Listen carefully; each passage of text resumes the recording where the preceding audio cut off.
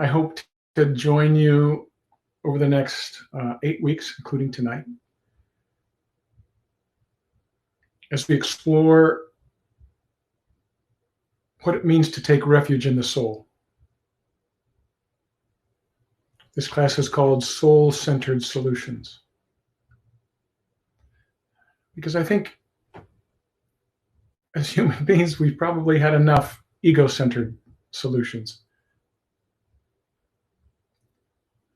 Something that's as big as what we're facing right now really requires us to leave the me behind and to work and serve on behalf of the we. That's one of the main differences between being ego-centered and soul-centered. Ego is very much a sense of a separate self that is really only looking out for itself. It's rooted in shame and fear and really is only looking out for itself.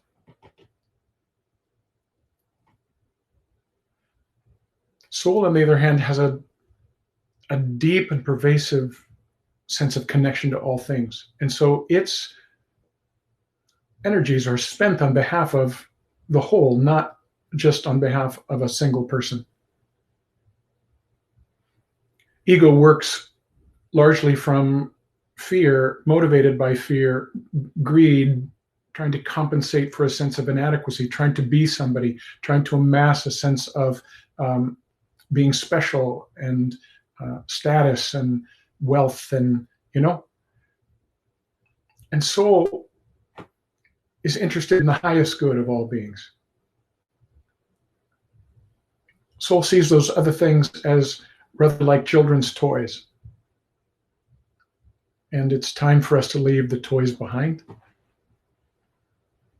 to join together as we do from the soul. We join together. It's a we thing, not just a me thing.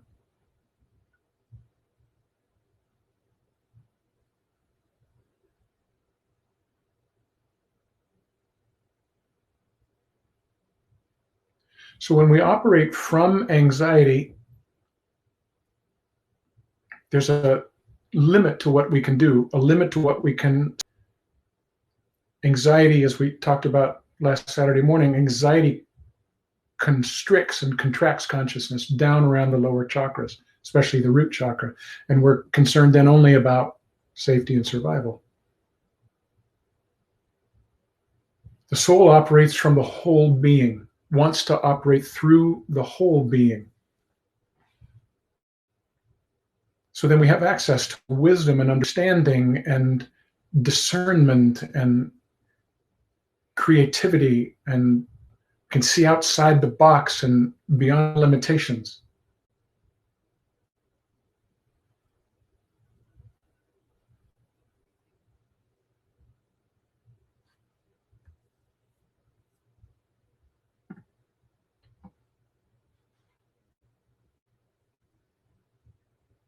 So I'd like to facilitate some practices that will help us to move more deeply into a sense of connection with soul. I'll use different kinds of language when we're talking about soul. We'll use the language, your inner light, or we'll use the language, your being, your true being, your true nature.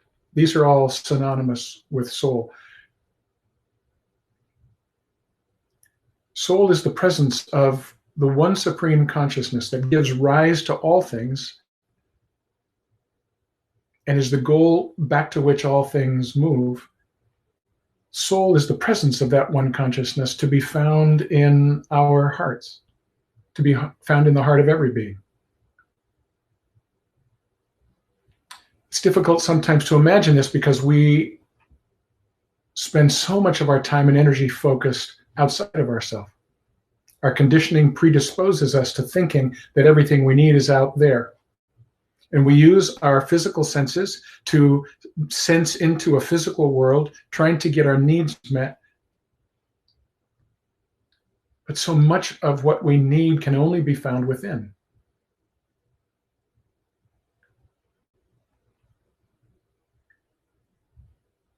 So we learn to do these inner practices as a means of drawing our attention inward. We bring the awareness that's usually focused, always kind of, and sometimes compulsively or even obsessively focused outside us, into the drama created by our minds and the minds of others.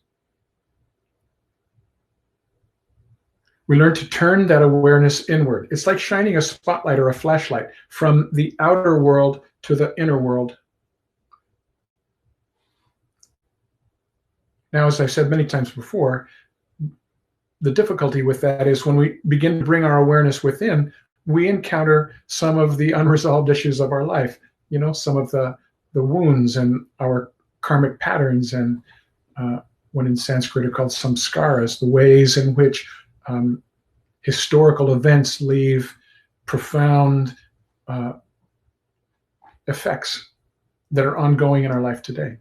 So we find those kinds of things when we bring our attention in. We need to learn how to work with those things, and I hope to address that in this class.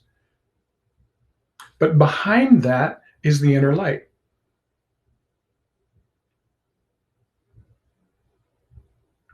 It's a very real and palpable presence, but it's subtle, and so we have to learn to attune to it. So if we're used to just paying attention to the outer world and kind of addicted to the stimulation, constantly stimulating the mind with external things, then it takes a little while, it takes some practice to begin to notice what's happening in the inner world. For some of you who are in attendance tonight, you've been doing this a long time, and so I'm kind of preaching to the choir, as they say. For some of you, it's relatively new, and wherever you're at in the process, you are utterly and completely welcome, and the practices will help you wherever you're at in your process. So each time we come together, I want to take a few minutes to feel into the larger heart that we are creating when we come together in this way. We're not separate. You can only see me on the screen, and that's so unfortunate. I wish we had the capacity to see everybody. We've got about 40 people, and I'd like to be able to see everybody like we do when we're in an auditorium. But the soul can see. And I'd like to take the opportunity to get quiet and to tune in and to feel our connection to everybody else. Will you do that with me? Just take a nice deep breath and close your eyes.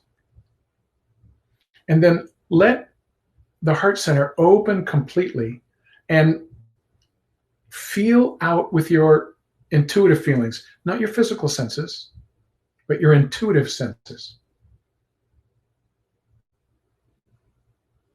And just sense who is present here. Now, if you're watching this on YouTube, like not live, you're watching a recording of it, do this as well, because the heart is beyond space and time. If you're watching this later, you can still tune in to what's happening right here and now. A larger sense of community. Our hearts joining with the hearts of others to cultivate a sense of a larger heart.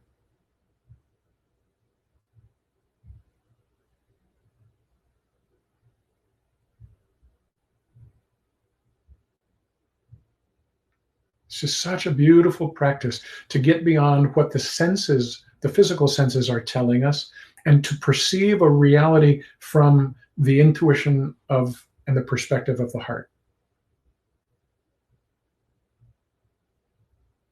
When you do this, you're actually drawing from your soul, from the resources of soul. The soul feels its connection to every other being.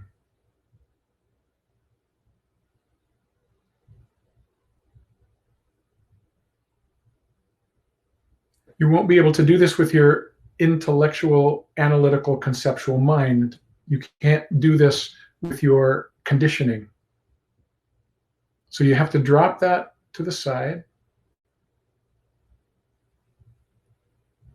Center yourself in your chest, in your heart center.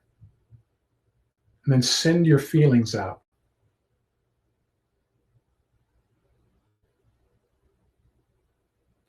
And one way to help with this is you can just imagine everyone else sitting in front of their computer screens and a larger heart that surrounds us all.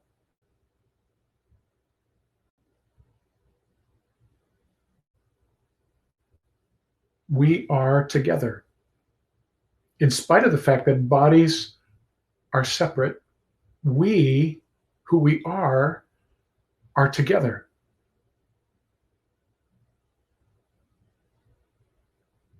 Feel your sense of that larger heart that we are a part of.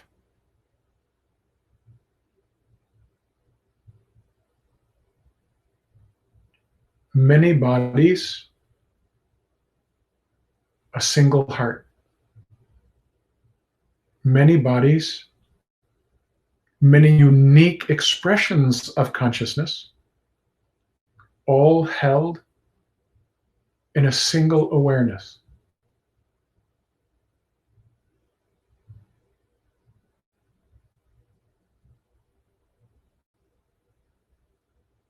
And just for a moment, can you let go of identity of the one sitting in front of the computer screen?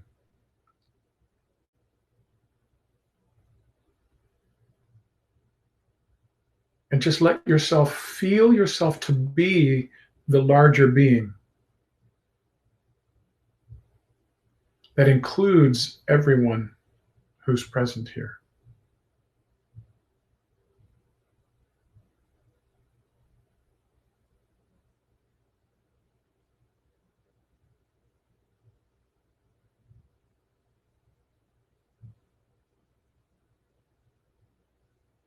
All right, nice. Thank you.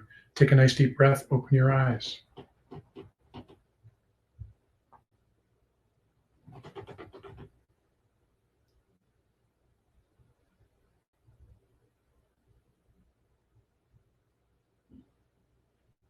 So I'd like to introduce you to a mantra. This is an English mantra. Most of the mantras that I introduce to my classes are in Sanskrit, and this is an English mantra.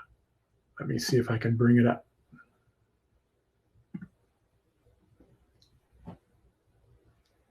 I am the soul. I am the light divine.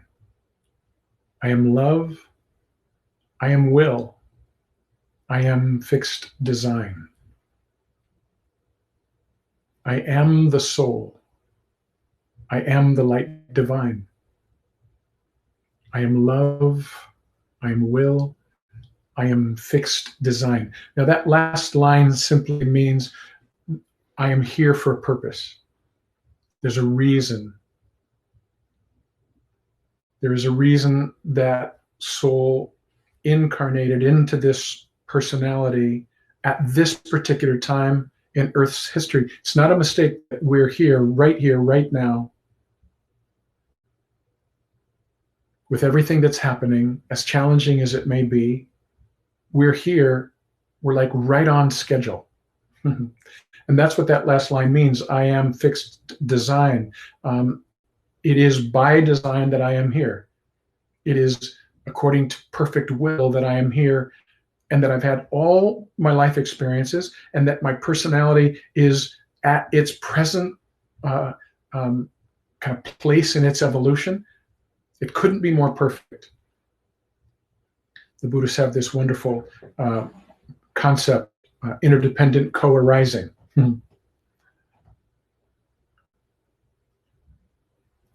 Interdependent co-arising simply means that for millions of years, things have been coming into being, things have been happening, events have been taking place, interactions have taken place, details and facts have been taking place for this moment.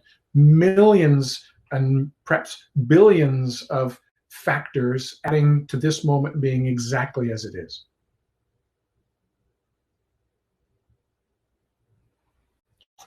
So I'm sorry, I've just realized that I forgot to put my little earbuds in tonight. Let me see if that helps, if perhaps I'm a little clearer when I wear these.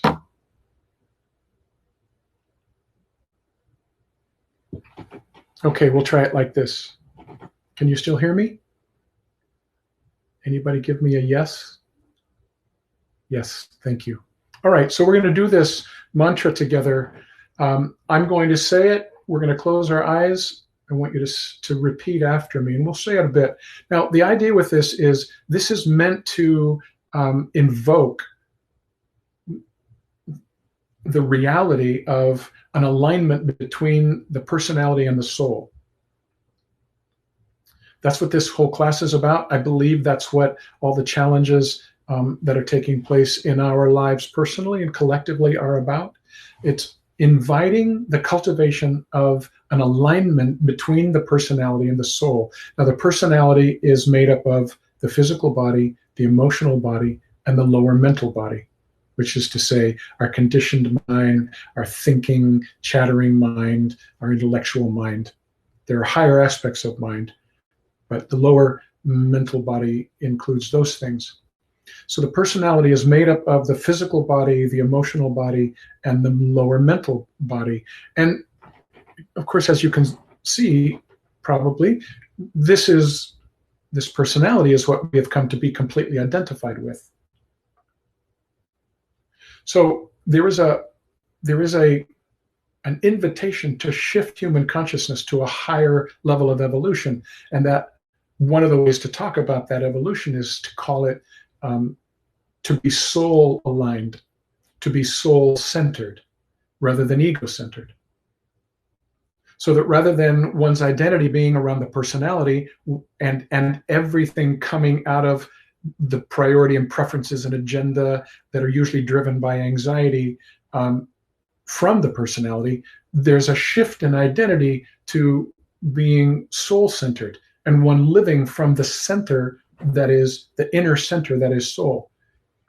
So then what comes through in terms of words and actions in the world these are the things that come through from soul, not from ego. Imagine how the world would be different. So the theory says we are moving in that direction. As slow as it may seem to be, we're definitely moving in that direction.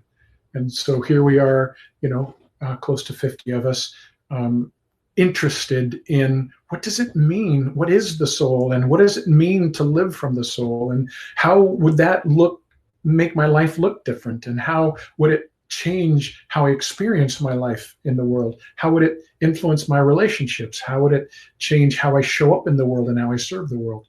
These are the questions I hope to address with you during this class.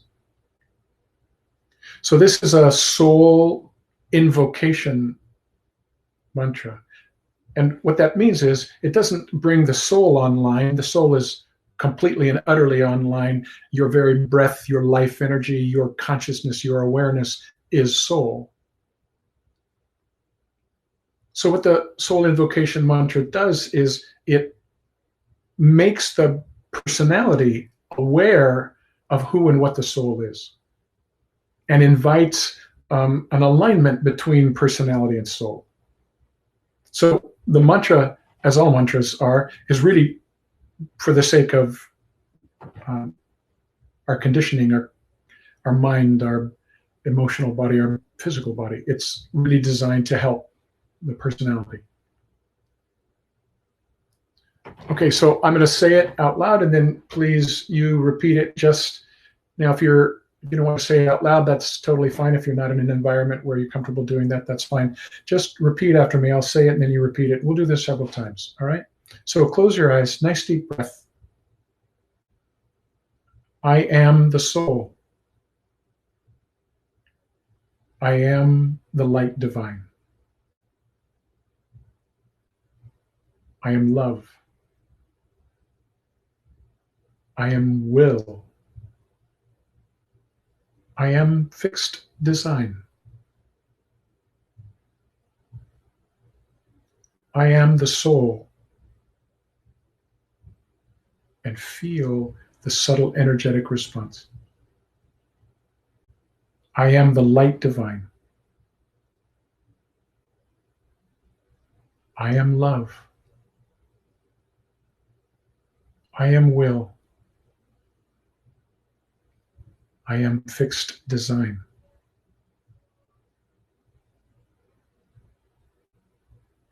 I am the soul. I am the light divine.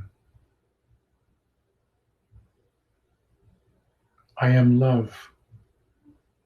I am will. I am fixed design.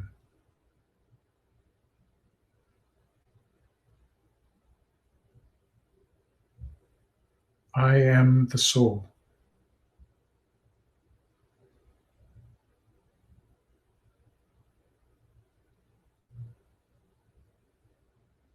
I am the light divine.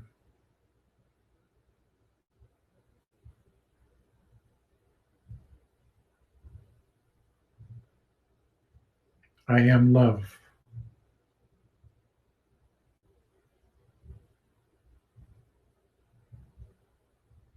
I am will.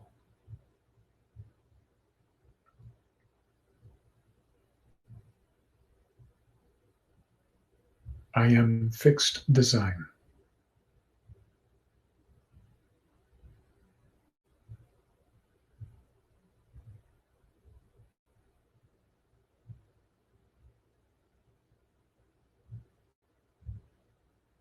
And just stay inwardly focused.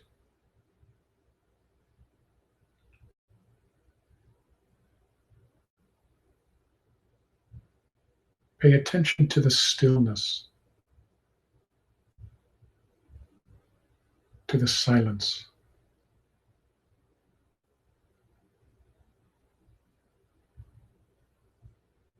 And to the extent that it's present, pay attention to a sense of calm or even peace.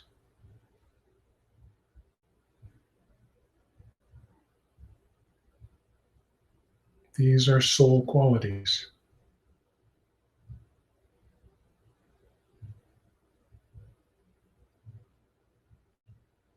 The soul isn't a thing that you can put your finger on or look at. The soul is a unique expression of spirit, of divine spirit. So you can't use your physical senses to perceive it. You use your intuitive senses to perceive it. And it's not so much something that's here and not there, as much as you'll begin to perceive it as a pervasive presence.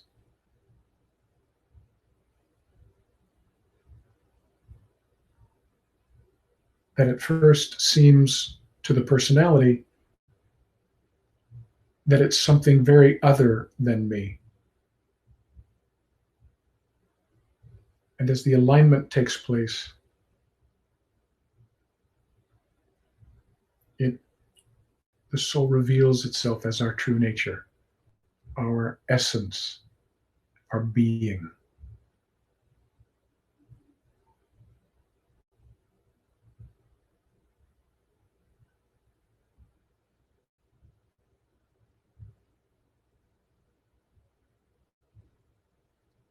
So we're going to do a little breathing practice because pranayama practices have a wonderful kind of quieting and centering effect,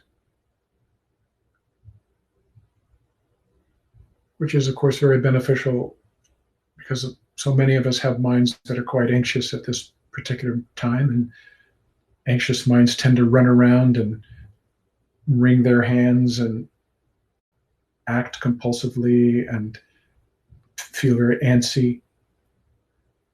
It's all quite normal and natural. What we want to discover is that in spite of how the personality is reacting to external events, what we want to discover is that there is an inner center, an inner refuge that is always present and always thick with peace, pervasively loving, profoundly luminous, that's always present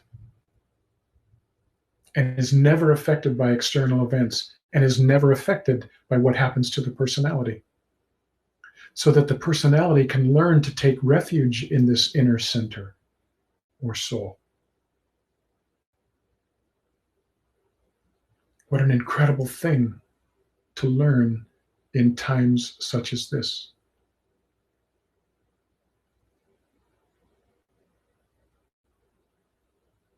So just before we do the breathing practice, let's do a little grounding practice. So bring your attention down to the root chakra. If you're not familiar with chakras, these are energy centers in the body and also beyond the body. What I'm wanting you to bring your attention to is the perineum. This is the space between the genitals and the anus. And just hold attention here.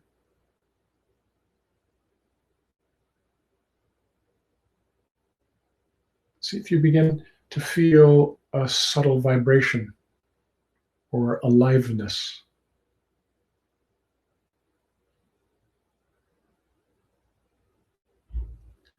Now, for many of us, the root chakra has been very active and maybe one of the main chakras that is online mostly in very scary times. It's all about safety and survival. One of the ways that we can help to calm the root chakra and stabilize the personality is to ground. And so just imagine or visualize an energetic cord dropping down out of the root chakra and into the earth. You can just see it as a cord of light dropping straight down, deeply into the earth, down to the power center of the earth, or what I like to say, down into the heart of Mother Earth.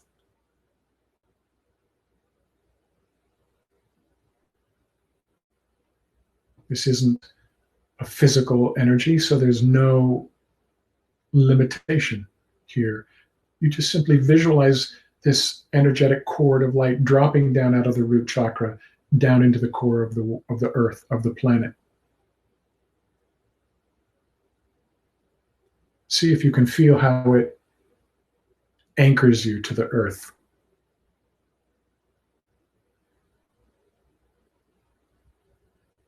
So that instead of feeling like a tumbleweed in the windstorm, you feel more like Mount Shasta. Strong and stable. We receive through this connective cord, we receive earth energy, which is a very deeply powerful, grounding, stabilizing energy. I invite you to do this several times a day, especially during these challenging times. Send the cord down, be receptive and open to this grounding, stabilizing, powerful response from Mother Earth, who is, as most of you understand, not just a rock spinning through space. Mother Earth is a being, and we are all part of this being. Mother Earth has a consciousness. And so we interact with her in this way, sending a cord down as if to say, we're here on planet Earth. We're a part of you, Mother Earth. And she sends energy back. It gives us a sense of wideness at our base, stability, strength, perseverance, the ability to move through difficult times.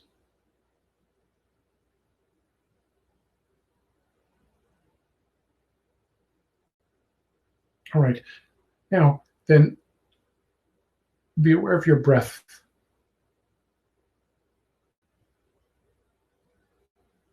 Let the breath become slower and fuller and deeper.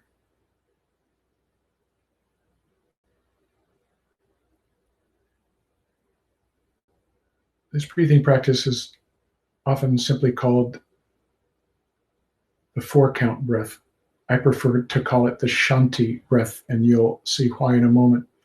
So you breathe in to a slow count of 4, as slow as you can while remaining comfortable. And then you breathe out to the count of 4, same pace.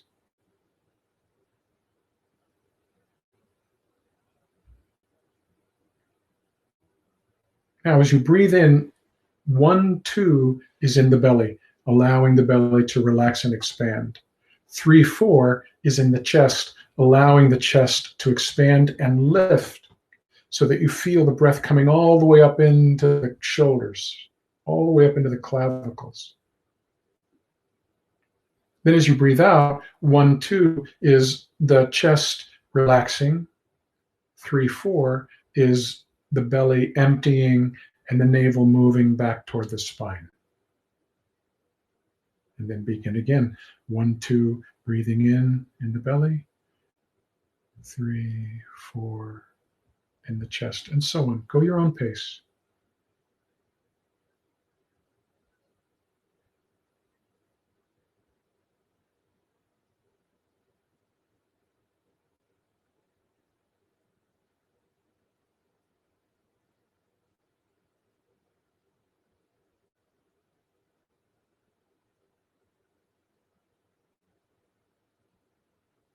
It's very important to breathe in deeply enough to allow it to fill up into the chest.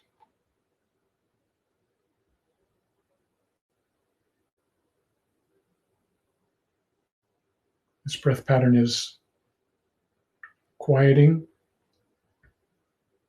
rejuvenating, purifying for all 3 levels of the personality, the physical, emotional, and mental bodies.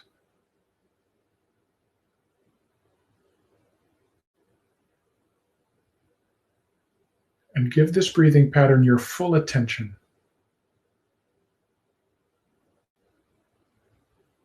Breathing as deeply as possible, but without strain.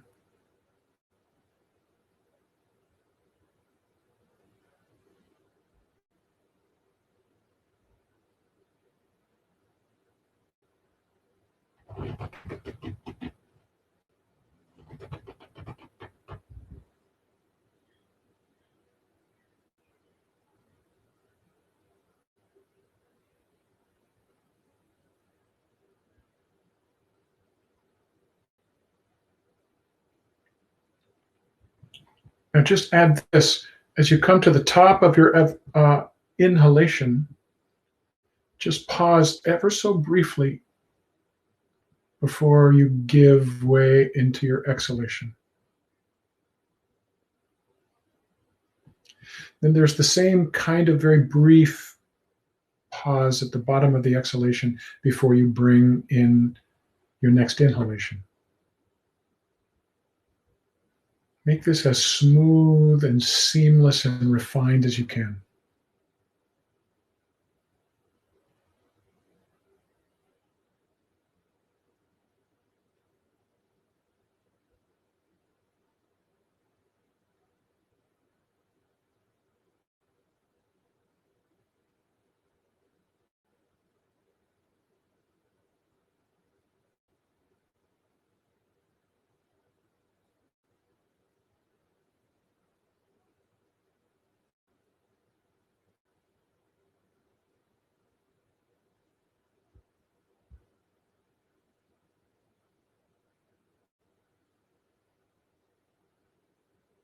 Now we're going to shift it just a little bit, and that is I want you to let go of the counting 1, 2, 3, 4, and instead we're going to use the word Shanti, which, as most of you know, means peace. So Shanti has 2 syllables, Shanti in the belly and Shanti in the chest. So you're just replacing the counting numbers with the syllables Shanti, Shanti, Shanti, Shanti.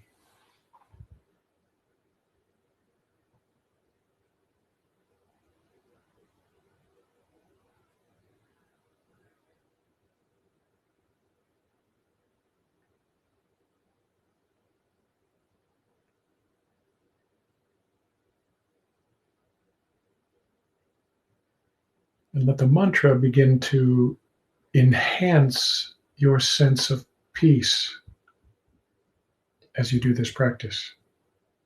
We're going to keep it going for just another moment or two.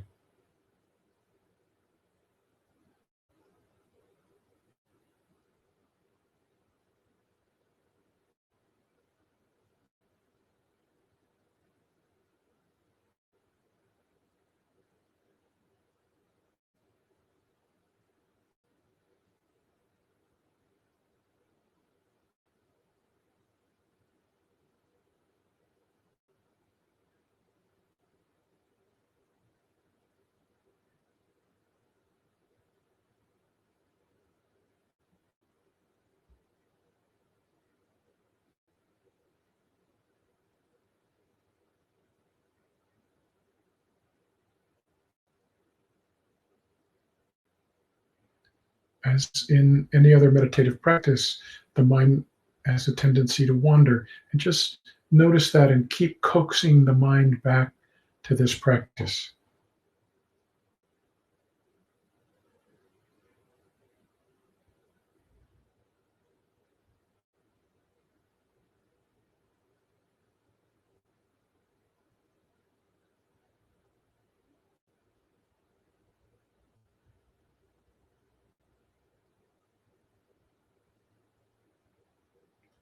Now begin to let the practice go. Begin to let the breath return to its normal rhythm, but continue to say the word Shanti into the personality at whatever pace feels good for you.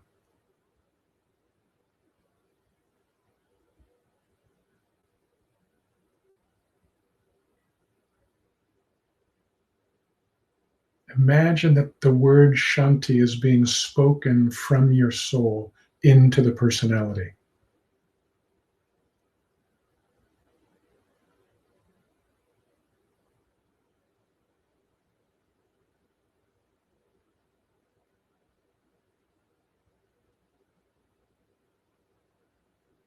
Infusing into every part of the personality the energy of peace.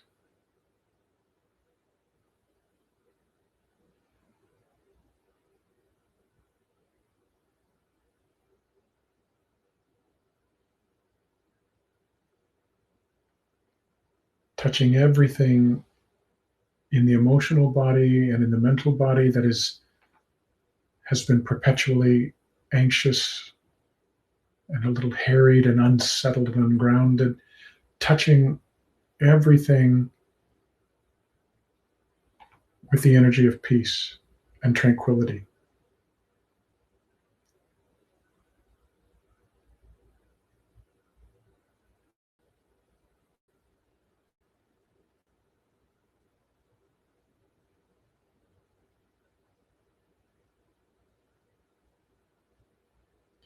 And to whatever extent you can,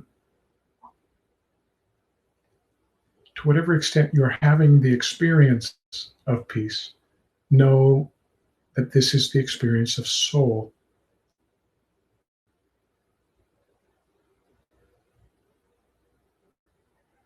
Peace is a state of being. The peace that we're accessing is a state of being. It does not come and go.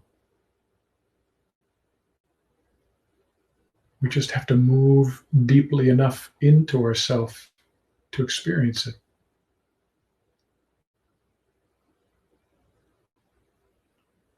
Continue the mantra.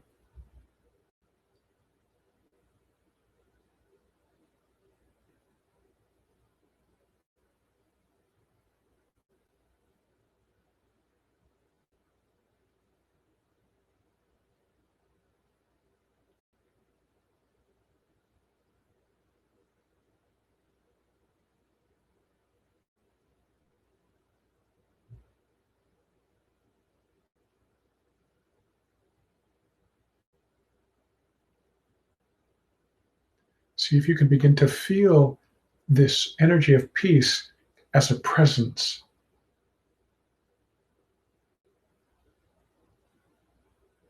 Not as an abstract energy, but as a presence that fills you and surrounds you.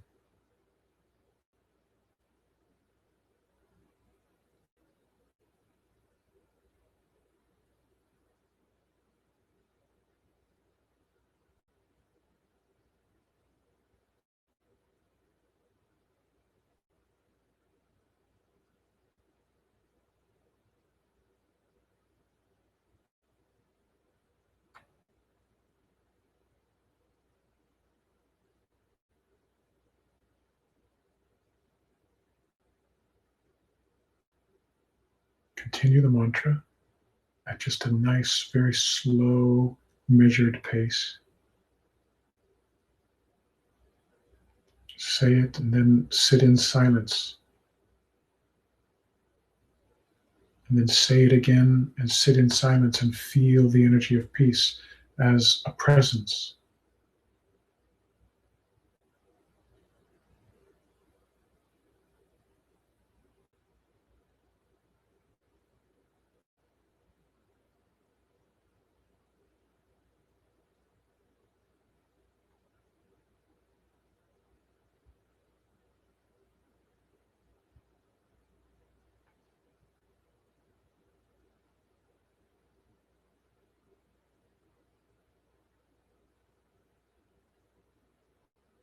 And now begin to breathe in Shanti, peace, and then send peace out into this larger heart that we're all sitting in, with the intention of this peace being of great benefit to everyone else that's in this web class.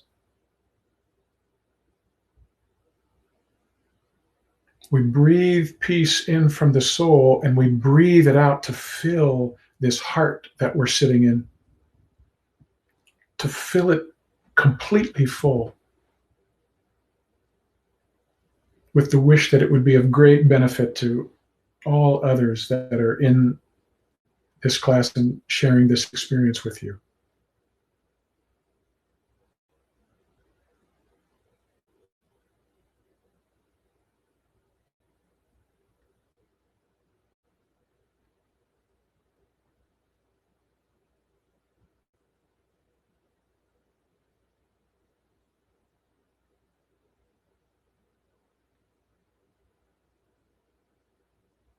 See if you can feel how that intensifies your experience of peace.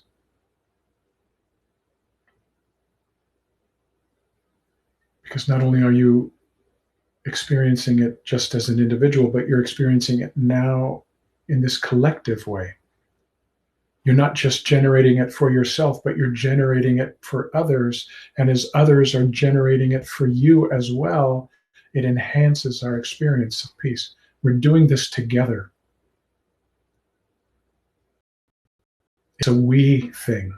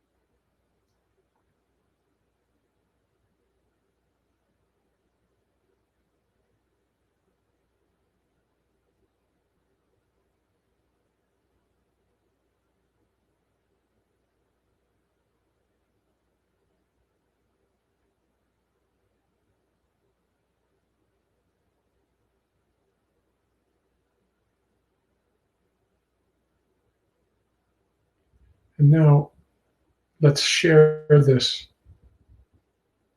Let's hold the intention for this as we continue to breathe in peace from the soul and infuse it into this shared heart with our exhalation.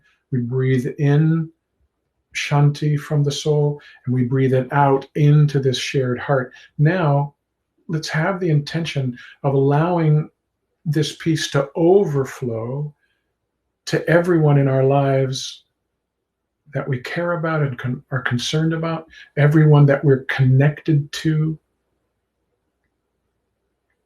Let's let this peace that we've generated together now flow to everyone that every one of us is connected to. We just hold that intention. We let the soul work out the mechanics.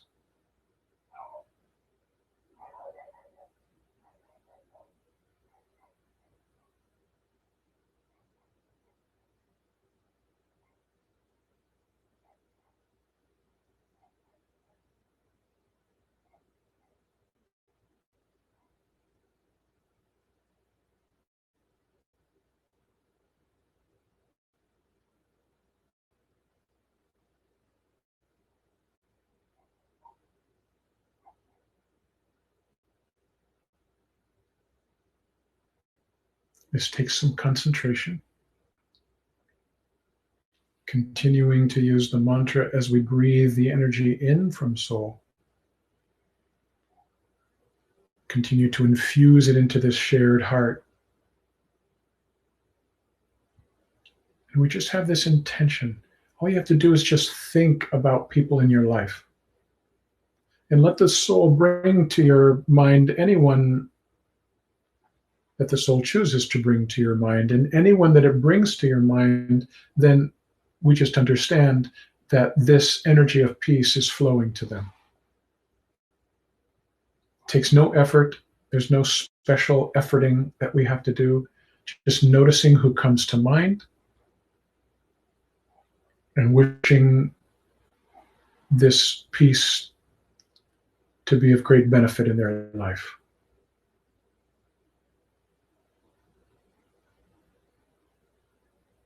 Wishing that all the people that come to our mind and all the people that we think of and that we love and are connected to will benefit tremendously and share in this energy of peace that we're cultivating and enjoying. Every good thing the soul brings online in our life, the soul wants to share with others.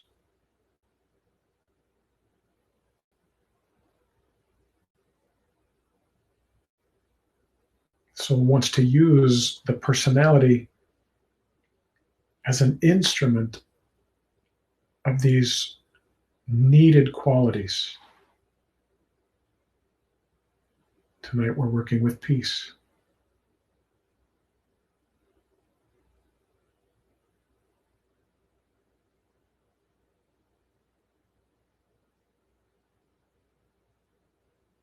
We'll just stay with this for just another couple of moments before we end.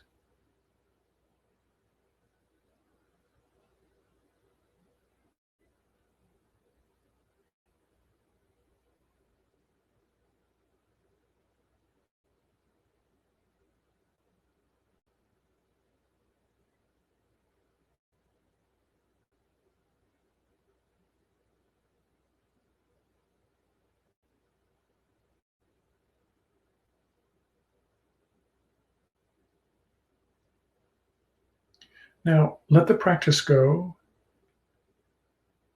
visualizing other people, and let's just hold the intention now as we begin to let the practice go that the peace will remain,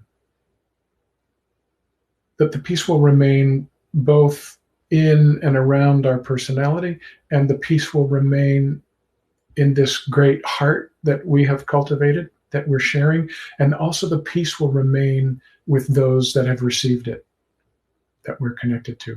Let's just hold the intention that even as we do other things and talk about other things, that peace remains, and that it is a deeply healing peace, that it heals anxiety, that it touches and heals the parts of us that are so afraid, that feel so vulnerable and so fragile. We can have this sense of optimistic, producing peace and hope.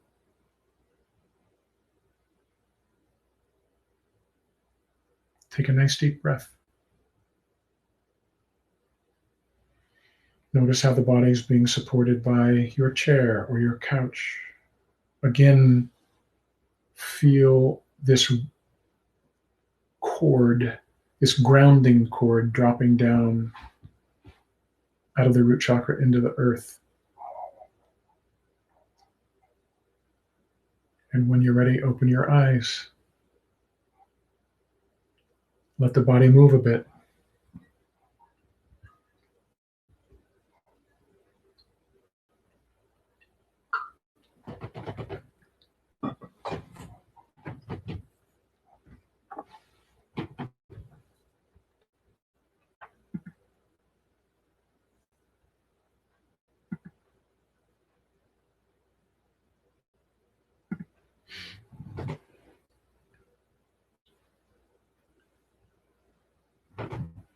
So I'd like to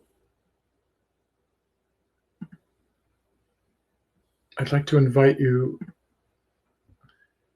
to type into the chat function any questions or comments that you would like to post.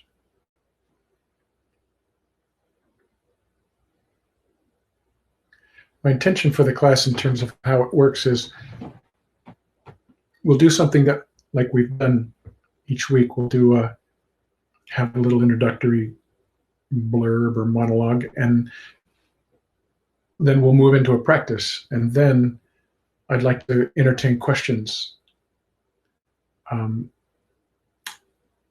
until about 7:15. Then at the end of that time, we're going to do the Gayatri Mantra together, a full mala of the Gayatri Mantra. I'll talk to you about that more as we get there.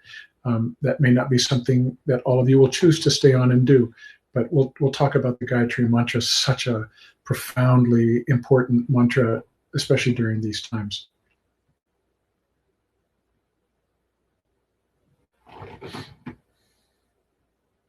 Yeah, it's amazing to me, Kathleen says, how this works through the internet. So let's be clear, it's not working through the internet. What's working, it's working through heart and soul. It's working through our connection that we always have, but don't usually pay attention to because we're so identified with our bodies. So the internet is really for our bodies and minds, right? To feel our connection here. You know, we're having the same shared experience of, I'm sorry, Scott Wyman's face, you know, on the screen. But the heart has melded into this larger heart, and we're sharing it now. The thing is, that can happen all the time. I'm hoping that one of the great lessons, one of the great permanent lessons of this COVID-19 epidemic is that we will come to feel our connection with each other, even as our personalities are sheltering in place, sheltering at home, that we'll still learn how we can feel our connection to one another through the heart and love one another from soul to soul. Love and serve one another from soul to soul. So did you notice, did any of you notice that the peace felt like it enhanced when we began infusing it into the larger heart? Did any of you feel that? There's something, it takes it to a whole nother level from just cultivating peace for our own sake, which is beautiful and necessary during this time. And I hope that you do this practice for yourself. It takes it to another level when we're cultivating it on behalf of others. This is the huge emphasis that we're going to learn from connecting with our souls. In a single word, it's about others, not to the negation of ourself. It's an inclusion of others. The heart includes, love includes. That's how love does it. Love is the container that holds all things. divine love holds all things. So as we set the intention to do something, not just for ourselves, but on behalf of someone else, on behalf of people that we love, on behalf of a group such as this, it takes our experience to a brand new level. It engages the soul in ways that just working only for our own sake, we may not have that same kind of feeling. So this is a really important thing to discover during this time. Let me just see what you're...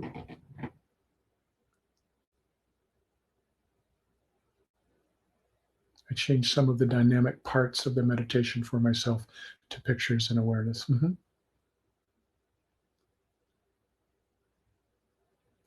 I forgot I was drawing peace in from the soul.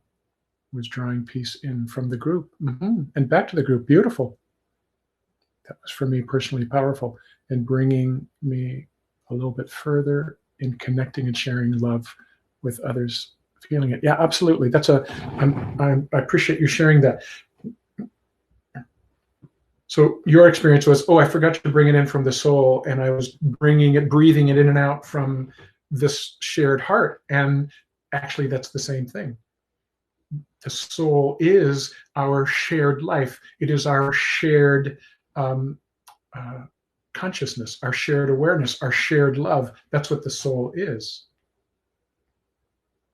And just beyond the personality, your soul and my soul are the same soul. These, soul is not separate from anything. We use the word just to describe, it's a unique expression of divine consciousness in this personality. You are absolutely unique. Your personality is a never before been created, never will again kind of be created person for a specific purpose. Soul incarnates in this, but the personality doesn't own the soul. It's not my soul. We use that language, and that's fine language to use. But it's not a personal thing. It's not a separate personal thing that lives inside of me and nobody else. So we could say that soul is our shared experience of love and of bliss and of peace and of power and of inspiration and in service to the world. So soul gathers and includes and empowers on behalf of the larger whole. Now there's some fabulous indications that this is happening in circles that are not overtly spiritual, like this one. For instance, I was reading the other day that GM is letting go of the building of cars, and they're building ventilators. Right now, they may have their own motive, and they're no doubt going to make some money off that and so forth. But it's an example of how when we let go of our personal agenda and do something together as human beings, there is no problem we cannot solve.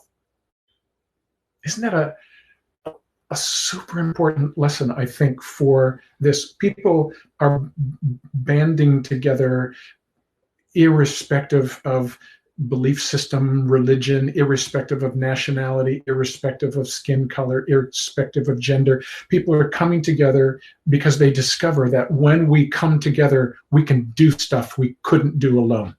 Or we can do stuff because groups forget their identification with their boundaries and let go of their identification with their political standing or their personal agendas. Groups let those go and they come together, and there's so much more we can do. This is one of the main lessons, I think, of soul to us as human beings right now. One of the main lessons of divine inspiration and guidance is when we come together, there is nothing we can't solve, no problem on the planet that we cannot solve when we drop our identification with separation and we do this together. Let me read.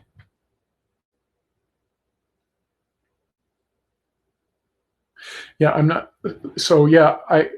not familiar with the term fixed design. This is just, you can see there's a little rhyme here in the mantra. And so the fixed design is represents the idea that there is a specific designed purpose for our existence. That's fixed design. I'm here for a reason. And it goes way beyond my ego agenda. This one consciousness gave manifestation to this in a particular way, in a particular time, and all of our experiences that we've had serve that. And so that's what is meant by the phrase, I am fixed design. In essence, we're saying, I have a purpose. I have a specific purpose. It's a divinely given purpose, and I'm here to fulfill that purpose. Not the personality. The purpose will be fulfilled through the personality. But remember, in this mantra, we are identifying as the soul. That's the first thing we do with the first line is the more you practice this, the more you'll be able to do this. You say, I am the soul, and immediately there is a shift from ego-centered identification or like in my case, Scott conditioning. There's a shift from that into soul identification, into soul consciousness. That's the purpose of that. I am soul. I am the light divine, right? We say these things and pause and experience them. I am love, and the heart center lights up. I am will, and we feel the power behind the will that is God aligned. I am fixed design. I am here for a purpose. And I'm open to what that purpose is, and I am invested and committed to discovering what that purpose is and allowing soul to manifest its purpose through this personality. That's the power of this mantra. So I invite you to memorize the mantra. I will write it up on the recordings, this particular recording that I'll put on YouTube and I'll put on my Facebook page. I'll write the mantra out, and I invite you to memorize it. It's 5 lines, and to begin to use it. Not just mindlessly, but really say it and then pause and feel the effects. Feel what begins to get stimulated in you as you do this. Let me read.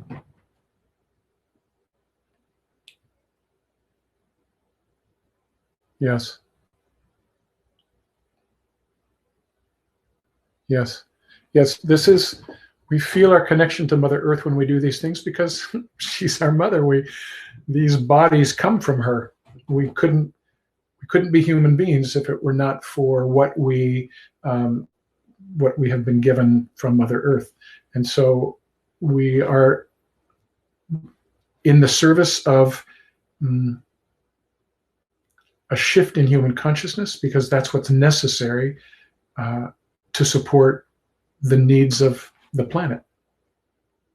We have to learn to operate not from the ego, which doesn't care at all about resources and ramifications of these behaviors on others and what happens over in China. We don't care. Ego doesn't care about anything but itself.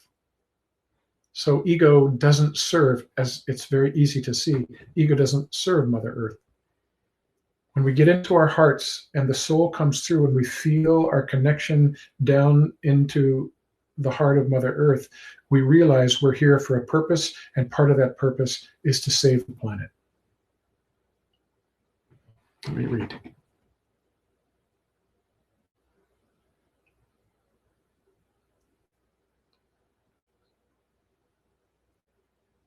I think that it's amazing that my computer can receive and send information wirelessly. And so can my phone, and I can accept that happens and hardly question it. Now I can expand the belief to believe that much in the same way, we can all sense each other and communicate while our bodies are in separate locations. Yeah, beautiful. I think that's such a lovely thing. I'm hoping that we'll experience this in such a real way as we continue to practice this during the week. During the weeks to come, that when the class is over, you'll be able to take this this meta sense, this intuitional sensitivity and sense, and be able to stay connected with those that you love. We can actually be of great benefit and serve each other through this this connectedness that we all share, as we learn to both tap into it, right? As it kind of becomes a more stable experience in our life, and our sense of connectedness to others becomes more real. We can send love through that connectedness, peace through that connectedness, things that other people need. It's an amazing, amazing thing. How do we discover and recognize that purpose? Yeah, that's a beautiful question. So that comes in kind of a natural way as we learn to align with soul. Soul holds the purpose. And at first, the soul's purpose is to get the personality's attention. and if we are open to that, if we desire that, then that can happen rather rapidly. It's happened with many of you. If we don't desire connection with soul, in other words, if we're kind of caught up in our ego agenda and just the kind of the harried life, and we're trying to do our work and pay our bills and get stuff done, and we're so exhausted, and we come home and etc., then oftentimes the soul has to create something to get our attention, and it sometimes pretty big. And I don't mean to say that I understand the full at all, mean to say that I understand the full purpose of different crises in our life. Certainly the COVID crises, I don't in any way mean to say that I get why that's happening.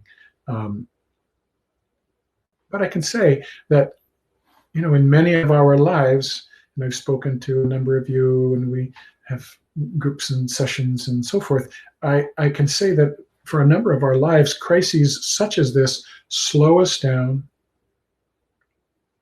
and encourage us to turn in. Perhaps it's the fear that encourages us to turn in because we're afraid, we're grasping for something, but it creates a receptivity on our part. So sometimes that has to happen. We experience some crisis, and that's the way the soul gets our attention. Once we learn the benefit and beauty and wonder and privilege of connecting with our soul, then we don't have to do it from crisis to crisis, right? We don't need a crisis to encourage that connection. The personality at some point begins to want its connection to soul. Then the soul can move on to whatever it is that it wants to do through the personality. It can work to create an alignment, like a bridge between, a conscious bridge between the personality and the soul. And then the soul can download the sense of purpose that it has for us, what it wants to do through the personality, right? So first, the soul has to get the attention of the personality. The personality has to learn to turn to it and learn to be receptive to it and learn to be aligned with it. And then the soul can use it in a very powerful way in the world. So this is a process. It's a process called soul alignment. And it's what we're doing here on Wednesday nights. I'm privileged and excited to share with you just a tiny little bit I know about all of this. I'm so happy to be able to share it with you. So the sense of purpose then will absolutely begin to download into you as you turn to the stillness, hold your intention to connect with soul, and open to soul in a way that says, all right, here I am. I want to be the glove that your hand slips into to operate in the world. I want this personality to be the glove that the hand of soul slips into to operate in the world. When you can say that to soul, and say that with sincerity and consistency, it just brings great change into the life. Let me read. Can you put mantra on screen one more time before the end of class? So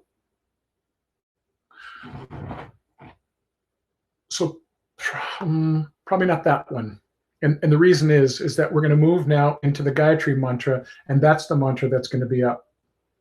Well, let me do this. If you know how to take a screenshot with your computer, wave your hand. Hi, I can take a screenshot.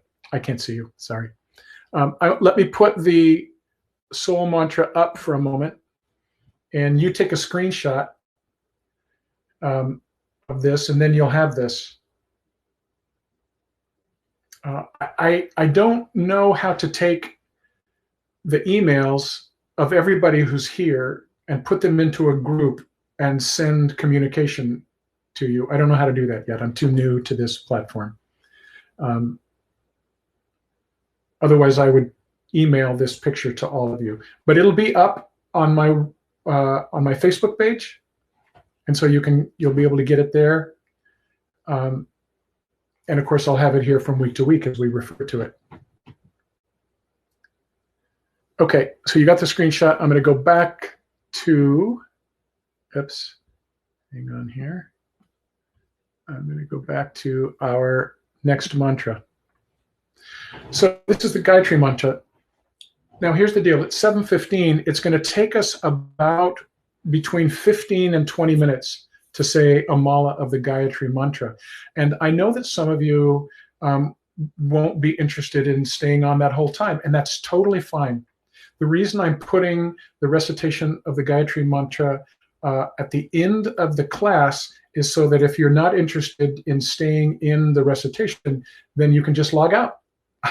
That's it. And I won't be offended, and I won't see you. It's not like you're in the building and you're walking out and I can see you walk out the back door. I'm not going to see you log out. It's totally fine.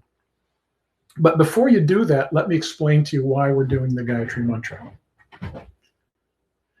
The Gayatri mantra, it is considered perhaps the mother of all mantras. It invokes the highest light of divine, the light of God. It calls forth the highest divine light down onto the planet, down into human consciousness, down into our beings, down into our personalities. It illuminates. And in times such as this, certainly in times of personal crisis, but then in times of collective, of global crisis, which we don't regularly have, this is quite unprecedented. There's a great darkness on the planet and a great density of fear and anxiety and pessimism and hopelessness and despair. And that creates a great dark kind of denseness in human consciousness. So we say the Gayatri mantra to bring light down and to open ourselves to the inflow, the download, the inpouring of divine light, the light of divine love, the divine light of divine grace, the light of divine intelligence and wisdom and guidance and inspiration, of strength and perseverance and understanding.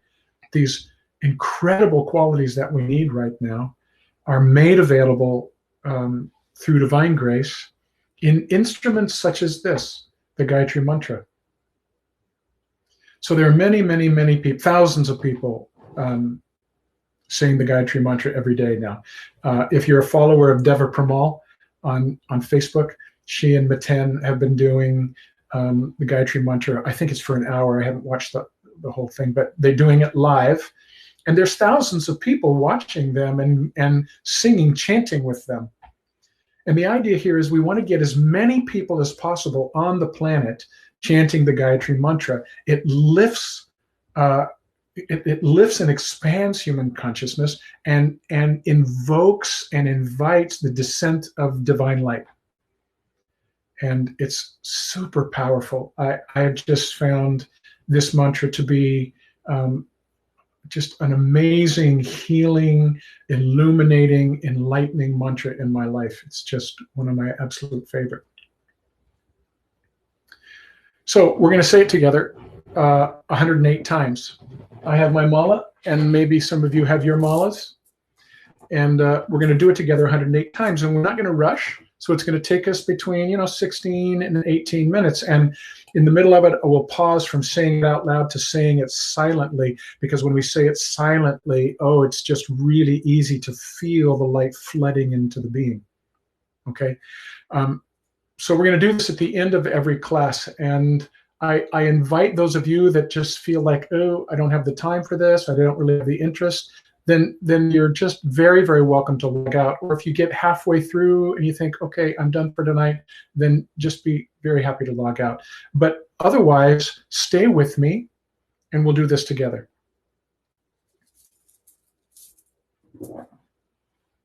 Now, I'm going to start off at a relatively fast pace. And by the time we're done, I'll be saying it even faster. And for some of you, that will feel too fast. And I apologize for that, but it's the way we'll get through it without going into a half hour. But I'd like you to get used to saying it with some degree of rapidity, because the more we say it, the more its power infuses our consciousness. The more we say it, the more its power infuses our consciousness.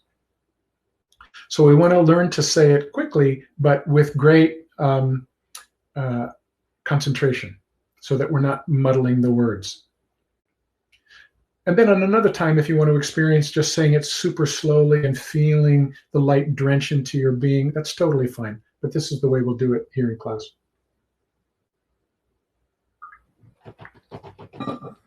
All right. So let's begin the Gayatri Mantra, and I'd like to set an intention.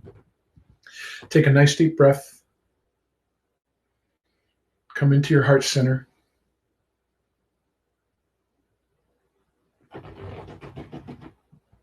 So let's set the intention to say the Gayatri Mantra, to open ourselves to receive the light of divine consciousness, divine love, divine grace, divine power, divine bliss, divine inspiration. The highest divine light, we open ourselves through the saying of this mantra to receive this. To receive this light down into the depths of our being, down into all aspects of our being, every level of our being, all koshas, all chakras, all chakric levels, all meridians, every aspect of consciousness, all the way down to the center of the earth. We invoke divine light into all aspects of our being, touching all of our karmas and all of our samskaras and all of our unresolved issues and all of our fears and every aspect of shame and all the parts of our being that are not yet aligned fully with soul and with spirit. All the subpersonalities that are still rooted in shame and fear, we invite the divine light to drench these aspects of our being as we say the mantra. And we ask this not only for ourselves, but all that we're connected with, all of our family members and all of our neighbors and all of our work people and all of our associates and everyone that we're connected with in any way. We're asking for the same reception of light and the same benefit to be for them as we say this mantra. We say it for ourselves, we say it for them. We say it for each other in this class. So that all of us who are participating in this class, we say the mantra to be of great benefit for all the other participants in the class. And lastly, we say it to be of great benefit for human consciousness. May through the repetition, the recitation of the Gayatri Mantra, may the divine light pour in unbelievably powerful ways, in an unprecedented way, into human consciousness, that we can begin to see our way through, align with soul and spirit, and change the way we are living our lives with each other and on this planet. We're setting that intention.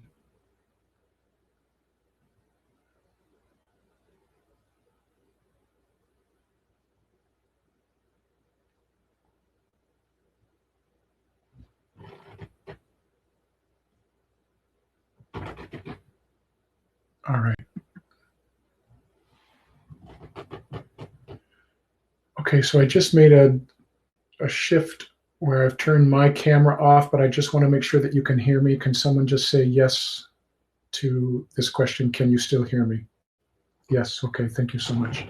All right. So let's begin together. Om Bu Bhuvaha Swaha. Om Tat Savitur Varenyam. Bargo Devasya Dhimahi Diyo Yonaha Prachodayat.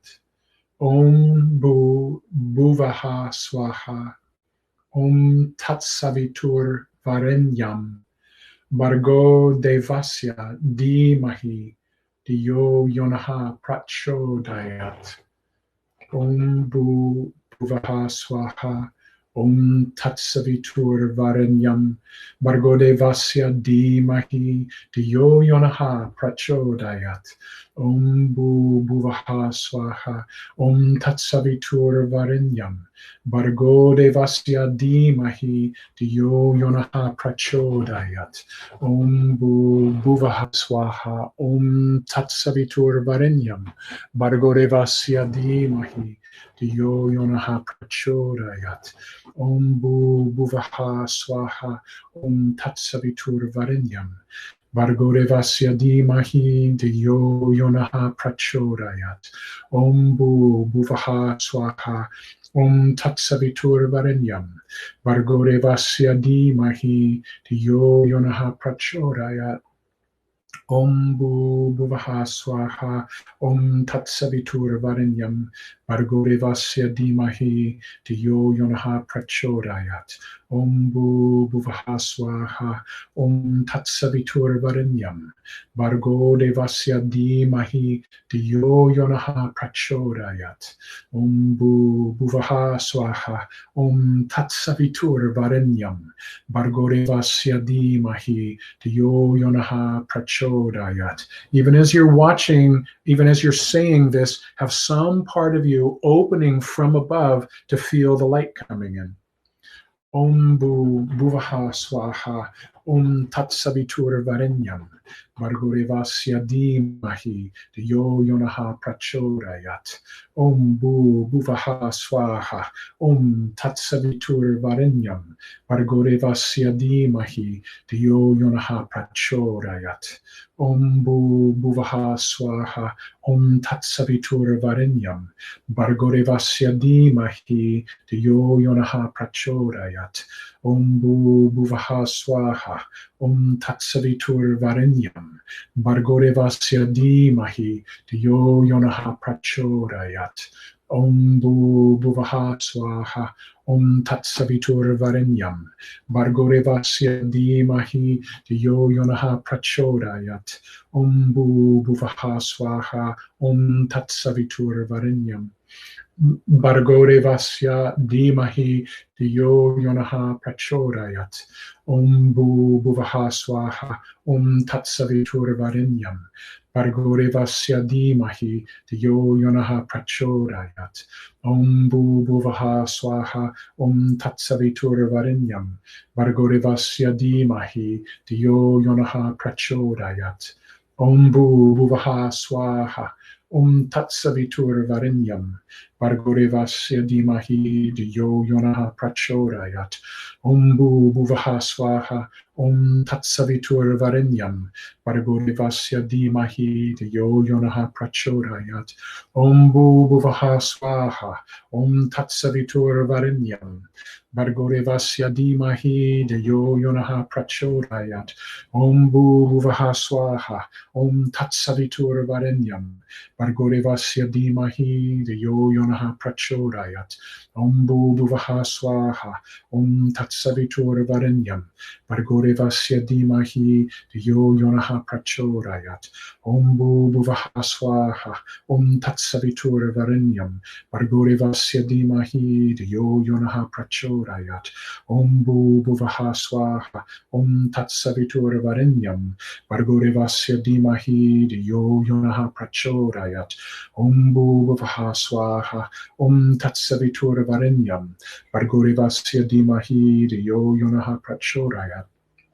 Om Bhuvavaha Swaha. Om Tatsaviturvarenyam. Bhargorevasya Dhimahi Dhiyo Yonaha Prachodayat. Om Bhuvavaha Swaha. Om Tatsaviturvarenyam. Bhargorevasya Dhimahi Dhiyo Yonaha Prachodayat. Om Bhuvavaha Swaha. Om Tatsaviturvarenyam. Bhargorevasya Dhimahi Dhiyo Yonaha Prachodayat. Om Bhuvavaha Swaha. Om Tatsaviturvarenyam. Bhargorevasya Dhimahi Dhiyo Yonaha Prachodayat. Om Bhuvaha Swaha. Om Tatsaviturvarenyam. Bhargorevasya Dhimahi Dhiyo Yonaha Prachodayat. Om Bhuvaha Swaha. Om Tatsaviturvarenyam. Bhargorevasya Dhimahi Dhiyo Yonaha Prachodayat. Now go ahead, same pace, but quietly in your own mind, open to the light. Open to the light descending.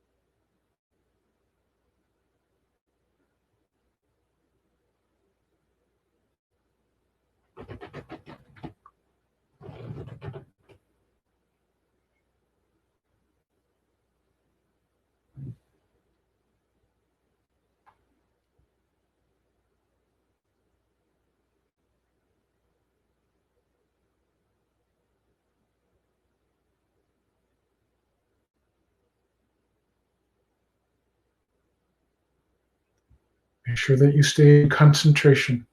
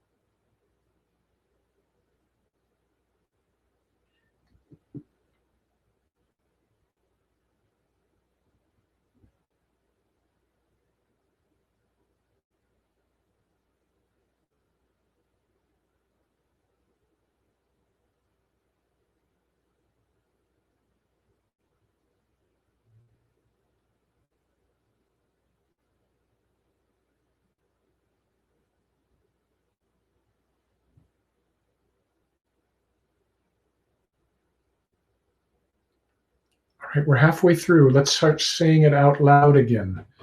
Om Bhuvaha Swaha. Om Tatsaviturvarenyam. Bhargorevasya Dhimahi Dhiyo Yonaha Prachodayat. Om Bhuvaha Swaha. Om Tatsaviturvarenyam. Bhargorevasya Dhimahi Dhiyo Yonaha Prachodayat. Om Bhuvaha Swaha. Om Tatsaviturvarenyam. Bhargorevasya Dhimahi Dhiyo Yonaha Prachodayat. Om Bhuvaha Swaha. Om Tatsaviturvarenyam. Bhargorevasya Dhimahi Dhiyo Yonaha Prachodayat. Om Bhuvaha Swaha. Om Tatsaviturvarenyam. Bhargorevasya Dhimahi Dhiyo Yonaha Prachodayat. Om Bhuvaha Swaha. Om Tatsaviturvarenyam. Bhargorevasya Dhimahi Dhiyo Yonaha Prachodayat. Om Bhuvaha Swaha. Om Tatsaviturvarenyam. Bhargorevasya Dhimahi Dhiyo Yonaha Prachodayat. Om Bhuvah Swaha. Om Tatsaviturvarenyam. Bhargorevasya Dhimahi Dhiyo Yonaha Prachodayat. Om Bhuvah Swaha. Om Tatsaviturvarenyam. Bhargorevasya Dhimahi Dhiyo Yonaha Prachodayat. Om Bhuvah Swaha. Om Tatsaviturvarenyam. Bhargorevasya Dhimahi Dhiyo Yonaha Prachodayat. Om Bhuvah Swaha. Tatsaviturvarenyam. Bhargorevasya Dhimahi Dhiyo Yonaha Prachodayat. Om Bhuvah Swaha. Om Tatsaviturvarenyam. Bhargorevasya Dhimahi Dhiyo Yonaha Prachodayat. Om Bhuvah Swaha. Om Tatsaviturvarenyam. Bhargorevasya Dhimahi Dhiyo Yonaha Prachodayat. Om Bhuvah Swaha. Om Tatsaviturvarenyam. Bhargorevasya Dhimahi Dhiyo Yonaha Prachodayat. Om Bhuvah Swaha. Om Tatsaviturvarenyam. Bhargorevasya Dhimahi Dhiyo Yonaha Prachodayat. Om Bhuvah Swaha. Om Tatsaviturvarenyam. Bhargorevasya Dhimahi Dhiyo Yonaha Prachodayat. Om Bhuvah Swaha. Om Tatsaviturvarenyam. Bhargorevasya Dhimahi Dhiyo Yonaha Prachodayat. Om Bhuvah Swaha. Om Tatsaviturvarenyam. Bhargorevasya Dhimahi Dhiyo Yonaha Prachodayat. Om Bhuvah Swaha. Om Tatsaviturvarenyam. Bhargorevasya Dhimahi Dhiyo Yonaha Prachodayat. Om Bhuvah Swaha. Om Tatsaviturvarenyam. Bhargorevasya Dhimahi Dhiyo Yonaha Prachodayat. Om Bhuvah Swaha. Om Tatsaviturvarenyam. Bhargorevasya Dhimahi Dhiyo Yonaha Prachodayat. Om Bhuvah Swaha. Om Tatsaviturvarenyam. Bhargorevasya Dhimahi Dhiyo Yonaha Prachodayat. Om Bhuvah Swaha. Om Tatsaviturvarenyam. Bhargorevasya Dhimahi Dhiyo Yonaha Prachodayat. Om Bhuvah Swaha. Om Tatsaviturvarenyam. Bhargorevasya Dhimahi Dhiyo Yonaha Prachodayat. Om Bhuvah Swaha. Om Tatsaviturvarenyam. Bhargorevasya Dhimahi Dhiyo Yonaha Prachodayat. Now once again, go to silent mode, saying this the same pace, lifting your consciousness up to draw in, to drink in the light from above.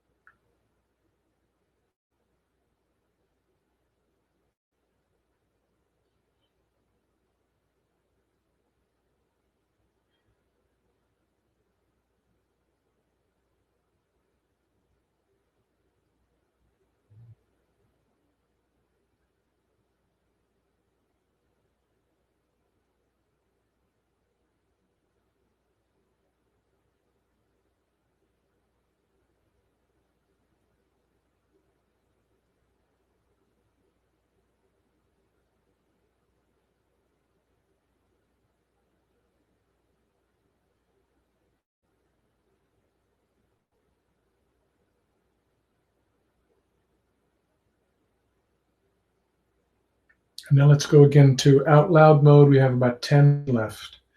Om Bhu Bhuvaha Swaha Om Tat Savitur Varenyam Vargorevasya Dhimahi Dhiyo Yonaha Prachodayat Om Bhu Bhuvaha Swaha Om Tat Savitur Varenyam Vargorevasya Dhimahi Dhiyo Yonaha Prachodayat Om Bhu Bhuvaha Swaha Om Tat Savitur Varenyam Vargorevasya Dhimahi Dhiyo Yonaha Prachodayat Om Bhu Bhuvaha Swaha Om Tat Savitur Varenyam Vargorevasya Dhimahi Dhiyo Yonaha Prachodayat Om Bhu Bhuvaha Swaha Om Tat Savitur Varenyam Vargorevasya Dhimahi Dhiyo Yonaha Prachodayat Om Bhu Bhuvaha Swaha Om Tat Savitur Varenyam Vargorevasya Dhimahi Dhiyo Yonaha Prachodayat. Last two.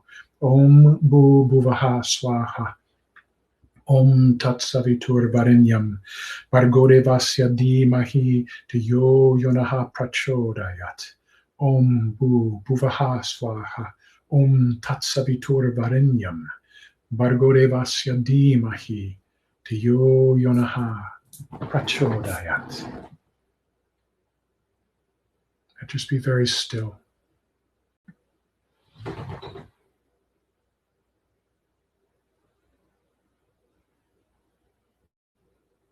Just feel the mantra continue to resonate as bliss energy in the body-mind.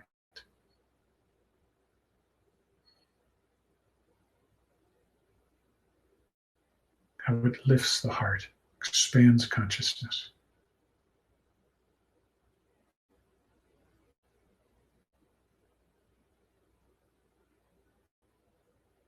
I am the soul. I am the light divine.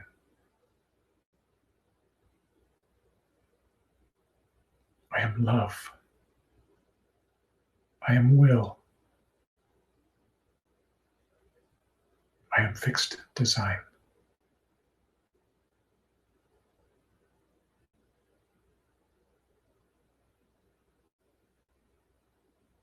All right, my friends, I invite you to stay in this energy for as long as you wish, as long as you have the time.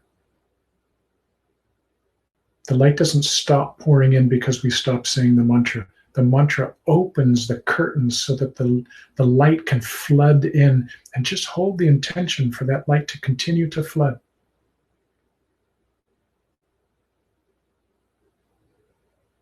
Thank you so much for sharing this space tonight. I look so forward to what we are going to cultivate together over the next 7 weeks. And if the shelter in place stays longer than that, so will we. I love you. Namaste. I hope to see you in a week. Good night.